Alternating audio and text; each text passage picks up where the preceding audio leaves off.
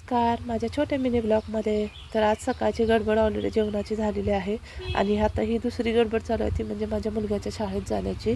तर त्याच्या शाळेमध्ये आज ओणम सेलिब्रेशन आहे, तर त्याचीच तयारी आहे. तर सगळ्यांना केळाची पानं ही कंपल्सरी आणायला सांगितली होती. ओणांमध्ये जेवण वाढतात केरळमध्ये, तर जेवणामध्ये पण काही ना काहीतरी बनवून आणायला सांगितलं होतं. 8 दिवस अगोदरच मेसेज घातला होता. तर प्रत्येकाने काय ना काहीतरी जेवण दिलं होतं, म्हणजे ऑलरेडी सांगितलं होतं हे देणार ते देणार म्हणून. तर टीचरांनी मला सांगितलं, तू काय जेवणाचं काय बघू नको, तू फक्त केळं आणि केळाचे चिप्स देऊ शकतेस म्हणून सांगितलं.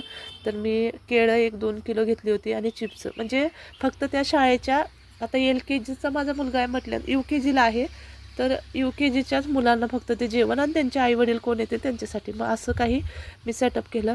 तर त्याला फोटोशूट करायचा होता, तर थोडेफार फोटो पण काढले आणि आता मी त्याला शाळेत सोडण्यासाठी चालले आहे. त्याच्यानंतर मी दुकानाकडे जाणार आणि मला मार्केटमध्ये पण जायचं आहे.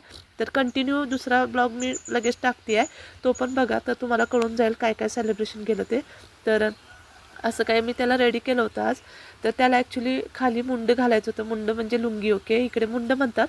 तर मी म्हटलं नको, कारण की कसं आहे की त्याच्या शाळेच्या दारातच बरोबर भरपूर चिखल आहे.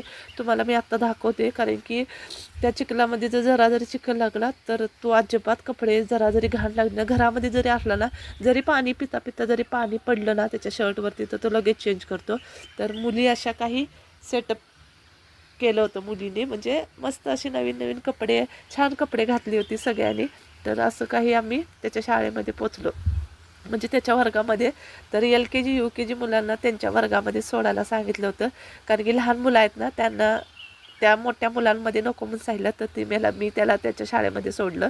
तर त्यांचे टीचर त्याच्या खेळांबद्दल काहीतरी गेम कसे खेळणार त्याच्याविषयी सांगत होते आणि जिकडं तिकडं तयारी चालू होती, म्हणजे टेप लावलेला होता.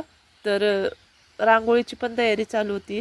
त्याच्यानंतर मुलांना ना प्रत्येकाला केळाची पानं कोणी कोणी आणल्यात ती सगळी एकत्र करायला सांगितलं, ही सगळी तयारी चालू होती ते. तर रांगोळीची तयारी अशी चालू होती, म्हणजे अजून कलर भरायचा आहे, म्हणजे कलर म्हणजे इथं फुलं भरतात. जेवणाची पण तयारी चालू आहे. तर एका ठिकाणी खीर बनायला चालू होती, एका ठिकाणी भात बनायला चालू होता, एका ठिकाणी सांबर.